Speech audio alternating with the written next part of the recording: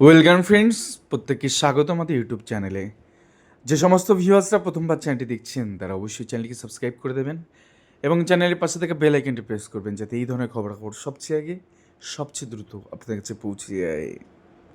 তো যেমনটা সকালেই বলেছিলাম যে প্রাথমিকে কিন্তু আবার একটা চাকরি হওয়ার সম্ভাবনা তৈরি হয়েছে এবং কার্যত সেই দিকেই আজকে গোটা বিষয়টা গেল।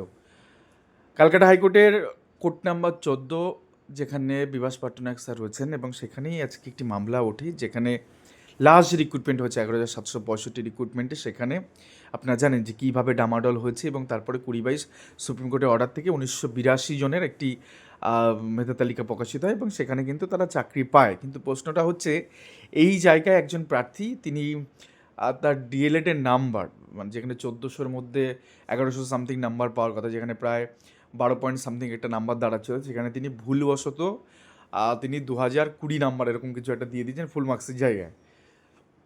তো সেখান থেকে পরবর্তী ক্ষেত্রে কোর্টে আজকে এটা প্রমাণিত হয় যে ডিএলএডের ফুল মার্কস 1400, অতএব তিনি আরও 4 নাম্বার অতিরিক্ত তিনি পাবেন। তো তার বেসিসে কী হবে, টোটাল তার সে একটা যেহেতু আনঅবজার্ভের মধ্যে পড়ে গেছিলো, সে সেখান থেকে ওই মেরিট লিস্টের মধ্যে ঠাঁই পেয়ে যাবে 1982 জনের মধ্যে। এখন তো নতুন সরকার, এখন তো আর সেই রকম ব্যাপার নেই।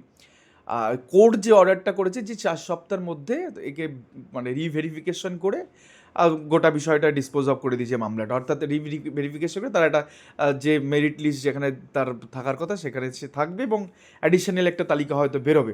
এখন বিষয়টা হচ্ছে, যদি অ্যাডিশনালি তালিকা বেরিয়ে যায় এবং একজন প্রার্থী ওবিসি যে প্রার্থী তিনি যদি সেই জায়গায় চলে যায়, কারণ কোর্টের সেই রকম কোনো ডিরেকশান নেই যে ফিউচার ভ্যাকান্সি থেকে একজনকে দিতে হবে বা অ্যাভেলেবল ভ্যাকান্সি থেকে একে দিতে হবে, এমন কিছু নেই। তো পর্ষদের উপর টোটালটাই দায়ে পড়েছে এবং পর্ষদ যদি মনে করে যে টোটালটাকে রিকাস্ট, যদিও রিকাস্টের প্রসঙ্গটা আজকে উঠেছিল কোর্টে, এবং সেক্ষেত্রে সুপ্রিম কোর্টে সুবিশানবাবু বলেছেন যে সুপ্রিম কোর্টের অর্ডারে এদের চাকরি হচ্ছে। এখন সেই জায়গা থেকে রিকাস্ট যদি হয়, কারণ বিচারপতি রিকাস্টের কথাও বলেছিলেন, জাস্ট পার মেরিট পজিশন রিকাস্ট করা হয়, তাহলে কিন্তু একজন এলিমিনেট হয়ে যেতে পারেন। তার কারণ যে এটা পর্ষদের ভুলে হোক বা পিটিশনের ভুলে হোক, হটেবার যে কোনো ভুলে হোক, মিস্টেকলি এটা হয়ে গেছে। তো সেক্ষেত্রে একজন প্রার্থী এক্সক্লুড হতে পারে, যিনি লাস্ট হয়তো ওবিসি এতে জয়েন করেছেন, বা হতে পারে জেনারেল কোনো প্রার্থী যিনি ওখানে যুক্ত হয়েছেন, এই ধরনের কোনো কেসে হতে পারে একজন বাদ যেতে পারেন। তো রিকাস্ট হলে একজনের বাদ পুরোপুরি হবে। আর যদি রিকাস্ট না করে অ্যাডিশনালি, কারণ এটা প্রাথমিক শিক্ষা পর্ষদের উপরেই ছাড়া রয়েছে, আর এখন তো নতুন সরকার, আমার মনে হয় না একটা সিটও আর ওইভাবে পাওয়া যাবে যে এখান থেকে খুশি আমি একটা জুড়ে দিলাম, কারণ কোর্টের অর্ডারে কিন্তু সেই রকম কিছু নেই। তো সরকার যদি মনে করে স্ট্রিক্টলি গোটা বিষয়টা দেখে, তাহলে কিন্তু সেক্ষেত্রে রিকাস্ট হওয়ার সম্ভাবনা রয়েছে, অর্থাৎ 4 সপ্তাহের মধ্যে এই গোটা বিষয়টা সামনে আসবে। অ্যাডিশনালি একটা প্যানেল হয়তো আবার পুনরায় প্রকাশিত চলেছে এবং এই প্রার্থীর নাম্বার সেখানে হয়তো প্রকাশ পাবে। আর এটা যদি হয় এবং রিকাস্ট যদি হয়, তাহলে মেরিট পজিশন অনুসারে সবারই রিকাস্ট হওয়ার কথা, এবং সেটা প্রাথমিক শিক্ষা পর্ষদ আদৌ করে কিনা সেটা দেখার।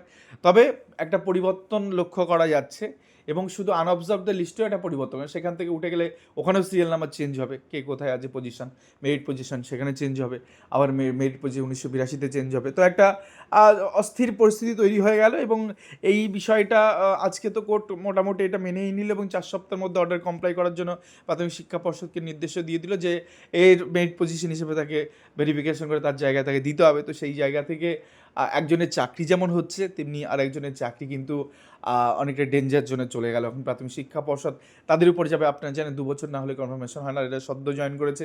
তো সেই জায়গা থেকে একটা কঠিন পরিস্থিতি সেই সমস্ত মানে সেই ক্যান্ডিডেটের জন্য যারা যে ওবিসি হয়ে লাস্টে গিয়ে চাকরি পেয়েছেন বা জেনারেলে লাস্টে গিয়ে চাকরি পেয়েছেন। জেনারেল কেন বলছি সেটা আরও একটু ব্যাখ্যা করলে হয়তো বোঝা যাবে, বাট সেদিকে আমি যাচ্ছি না। আপাতত খবর এটাই যে প্রাথমিকে নতুন করে একটি চাকরি হলেও আবার কিন্তু একটা সমস্যা তৈরি হয়ে গেল, আর কারো একটা চাকরি যাওয়ার মতন জায়গায় রয়ে গেছে, যদি প্রাথমিক শিক্ষা পর্ষদ মানবিকতার খাতিরে এটা না দেখে পুরো অ্যাজ পার সমস্ত ডাটাবেস হিসাবে যদি করে, তাহলে সম্ভাবনা এলিমিনেশনের, সম্ভাবনা বাদ যাওয়ার। আর যদি মানবিকতার দিক থেকে দেখেন, তাহলে সেক্ষেত্রে কিন্তু নতুন অ্যাডিশনালি একটি পোস্ট ক্রিয়েট করে বা সুপারনিউমারি একটি পোস্ট ক্রিয়েট করে তাকে কিন্তু চাকরি দিতে পারেন। এখন দেখা যাক কী হয় গোটা বিষয়টা। আমরা অবশ্যই এই মামলায় যিনি অ্যাডভোকেট ছিলেন, অ্যাডভোকেট দিব্যেন্দু চ্যাটার্জি, তার সাথে সরাসরি কথা বলে এই বিষয়টা জানার চেষ্টা করবো এবং আপনাদের সাথে আরও পরিষ্কার একটা ধারণা দেবো যে এক্স্যাক্টলি কী হতে চলেছে, বা আউট অফ কোর্টে কোনো রকম কথা প্রাথমিক শিক্ষা পর্ষদের আইনজীবীদের সাথে হয়েছে কি না, বা পরবর্তী ক্ষেত্রে কী প্রোগ্রেস হয়েছে, সে বিষয় নিয়ে আপনারা আসবো। অবশ্যই আমাদের চ্যানেলটা একটু সাবস্ক্রাইব করে দেবেন এবং সঙ্গে থাকবেন। এই ধরনের ছোট থেকে ছোট এবং অতীব বড় খবরগুলো কিন্তু আপনাদের কাছে সুন্দর করে পরিবেশন করা হবে। যা কিছুই ঘটছে আগামী দিনে আরও বেশ কয়েকটি, চলতি সপ্তাহে বেশ কয়েকটি বড় বড় মামলা রয়েছে, সেগুলো নিয়েও আপনাদের কাছে আসবো। আর 7 তারিখ অনেকটা বড় কিছু হতে চলেছে, সেদিকে আমাদের নজর থাকবে। তো এই ছিল আজকে গুরুত্বপূর্ণ আপডেট। ভালো থাকবেন, সুস্থ থাকবেন, অবশ্যই চ্যানেলটিকে একটু সাবস্ক্রাইব করে দেবেন। ধন্যবাদ।